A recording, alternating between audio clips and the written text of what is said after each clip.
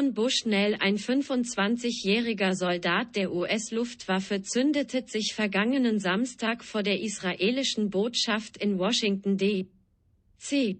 an und verstarb an seinen Verletzungen. Als Soldat und Mensch konnte er den Völkermord, den die israelische Regierung an den Palästinensern begeht, nicht länger ertragen. Eines der letzten Dinge, die Aaron Bushnell schrieb, war: Viele von uns fragen sich, was würde ich tun, wenn ich während der Sklaverei gelebt hätte? Oder der Jim Crow Süden? Oder während der Apartheid? Was würde ich tun, wenn mein Land Völkermord begehen würde? Die Antwort ist, du tust es. Und zwar jetzt. Die Welt wäre ein besserer Ort, wenn Menschen wie Aaron Bushnell weiterleben würden, Tag für Tag kämpfen würden. Weiter in die Zukunft. Der Mut, den Aaron Bushnell besaß, um das zu tun, was er tat, würde uns allen besser dienen, wenn wir ihn Tag für Tag und so lange wie möglich eingesetzt hätten. Wenn man sich der Realität der US-Außenpolitik bewusst wird, ist man wütend, frustriert und verwirrt. Wie könnten wir all diese Vorgänge zulassen? Nicht nur im Gaza, auch in Afghanistan, im Iran, im Irak und an vielen anderen Orten, wo unschuldige Menschen für die Gier einiger weniger Profiteure sterben mussten und müssen. Wo Menschen ihrer Heimat beraubt werden und als unwillkommene Flüchtlinge woanders ein Leben finden müssen. Wir alle müssen daran arbeiten, einen Weg von dort bis heute zu schaffen, auf dem wir alle zusammenarbeiten, um die Welt morgen zu einem besseren Ort zu machen. Es ist gut, wenn sich viele Menschen gegen diese Machenschaften einsetzen und mutig und beherzt vorangehen. Es ist nicht gut, wenn Menschen sterben müssen, um skrupellose Regierungen aufzuschrecken. Wir, die Friedenskämpfer, müssen am Leben bleiben, zusammenhalten. Gemeinsam sind wir eine starke Mehrheit. Innerhalb kürzester Zeit hat die israelische Regierung 35.000 unschuldige Menschen in Gaza getötet. Die US-Regierung agiert, wie so oft, als großer Heuchler. Sie ermahnen Netanyahu, stimmen aber gegen eine Waffenruhe-Resolution und schicken das militärisch gut bestückte Israel weitere Rüstungsgüter. Wie oft will man auf diese perfiden Methoden hereinfallen? Wie lange will man den Nahen Osten weiter destabilisieren, nur um sich an Ressourcen zu bereichern? Wem das Leben nichts wert ist, der hat keine Menschlichkeit. Der handelt dem Teufel gleich und wird alle in den Abgrund ziehen, am Ende auch sich selbst. Lassen wir die Vernichtung unserer humanen Gemeinschaft nicht zu. I am an active duty member of the United States Air Force. And I will no longer be complicit in genocide.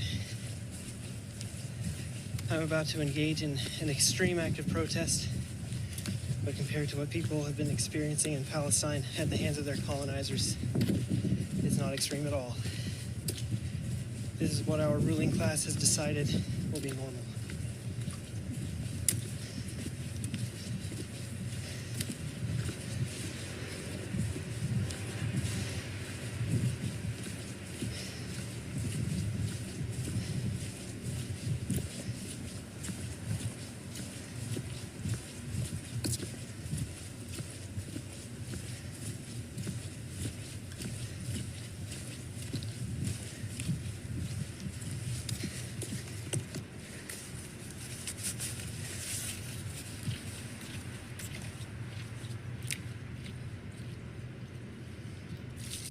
Soldaten dieser Welt, hört auf, für die Gier skrupelloser, unmenschlicher Leute zu töten und zu sterben. Widmet euch dem Leben, dem Frieden und der Gerechtigkeit. Es ist nicht gerecht, mit modernster Technik gegen nahezu unbewaffnete, handlungsunfähige Menschen zu kämpfen. Krieg kommt von Kriegen. Was kriegt ihr, außer den Tod, Leid und Albträume? Ihr seid nur die wertlosen, ersetzbaren Handlanger für den Abschaum der menschlichen Zivilisation, die für Profit über Leichen geht, ohne je selber eine Waffe in der Hand zu halten. Free Palestine, I saw the most dramatic expression imaginable of white guilt. Western guilt. And the complete inability how to figure out how to atone.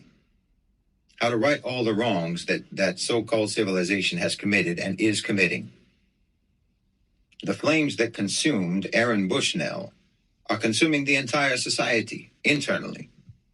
And unless they change, the whole society is on the path to self-destruction. And yes, symbolically, America will burn itself on the steps of Israel, just as he burned himself at the Israeli embassy.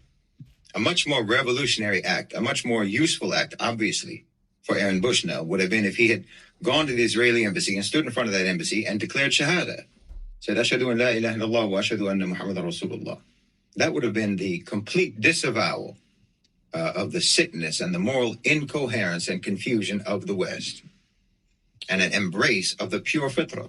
I mean, so many people have come to Islam since October 7th, because on the one hand, they witness the savagery and the hypocrisy of their own so-called civilization, and on the other hand, they see the faith and the nobility of the people of Gaza, the courage and the resilience and the patience of the Muslims. And that's a patience and a resilience and a courage that comes from Islam.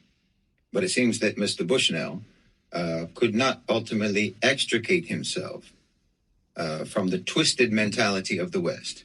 I mean, I don't think that it was just Gaza, frankly, that was weighing down on him. No. It's the entirety of Western and American history.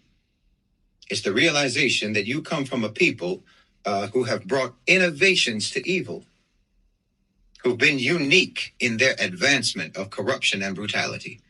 The West and America have achieved levels of deformity in the human psyche unseen in human history. And as a so-called civilization, they have added new disgraces to mankind that shock us as a species. And again, they've not given their people the tools for how to cope with any of that. They don't know how to cope with what they themselves have done, with what their society has done. I mean, I don't know if Aaron Bushnell was a Christian, but Christianity and Christian thinking permeates their society, permeates their way of thinking. So you have this idea of dying for the sins of others, or sacrificing yourself as an act of absolution, you know, redemptive self-destruction, and so on, combined with the deeply entitled and supremacist savior complex. You know, this idea that a white man's death may be powerful enough as a sacrifice that it will do what 30,000 Arab deaths could not do.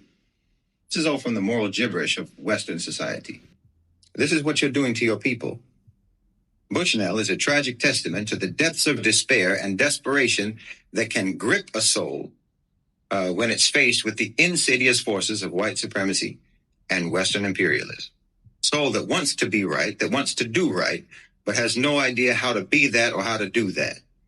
I think that there's tens of millions of Aaron Bushnells in America and in Europe. They're burning internally by guilt and confusion, and by the hypocrisy of their society, and by their own hypocrisy. And very few of them ever can figure out a healthy way to deal with it. More often than not, they use that internal fire as a flamethrower and externalize their own unbearable moral apoplexy as aggression and hostility. It's that cognitive dissonance that I keep talking about, you know? The fact that what you say about yourselves bears no resemblance to your actions. And the fact that you have never really learned how to act differently. How to actually act in accordance with what you say about yourselves. Well, this causes severe mental fissures. It's absolutely fracturing to your mind. You can't help but see that what you're doing makes you contemptible. But you have a need to believe that you're praiseworthy. So how do you reconcile that when you continue to act in a contemptible manner, and when you don't even know how to not act in a contemptible manner? The whole country, you know, the whole society is perpetually suffering a stroke, morally. And again, they always revert to violence, to destruction. That's always the answer. That's always their solution. It's a society whose base code was programmed by Shaitan. So all roads lead to destruction. It's rigged. It's putting people in a pit and then telling them that the only way out is by digging. Meanwhile, there is a ladder that you can climb up to get out of the pit, and that's Islam. But their programming has taught them to think that that ladder is a trap. I said that Bushnell's act smacks of white supremacy and a white savior complex. The idea that somehow his suicide would have more value than 30,000 Arab deaths. Well, look at the reaction. Do you know anything about the attacks that happened in Gaza yesterday, or you only know about this man setting himself on fire? I mean, granted, his self-immolation is newsworthy as a supposed act of protest, but still, the fact is that his death carries more weight in the West than thousands of Palestinian deaths. Even to some extent, it carries more weight among some Muslims and Arabs who are bewildered and, in my opinion, unsettlingly appreciative of him murdering himself. And there's this battle of the spins going on online, with one side saying that he was mental and one side saying that he was a saint. So what white people do, what Westerners do, continues to fascinate everyone, and this is symptomatic of the whole problem. I would say that Bushnell setting himself on fire in front of the Israeli embassy symbolizes the fate of Western so-called civilization. He's all of you. The flames of the evil that your society has inflicted across the globe are consuming you. I said from the beginning of this wave of the genocide that Western civilization is going to be buried in the rubble of Gaza. Zionism is the lighter fluid that you've doused yourselves with. And you yourselves are now flicking the lighter to set yourselves on fire. Just like with Aaron Bushnell, there is another way. Just as he could have live streamed his conversion to Islam at the gates of the Israeli embassy, you should do that too. You should do that instead. I mean, I would love to see that become a movement in the U.S. as a result of what this man did. Let people go to the spot where Bushnell staged his suicidal protest, and instead of destroying themselves, save themselves. And one by one, you might just save your society.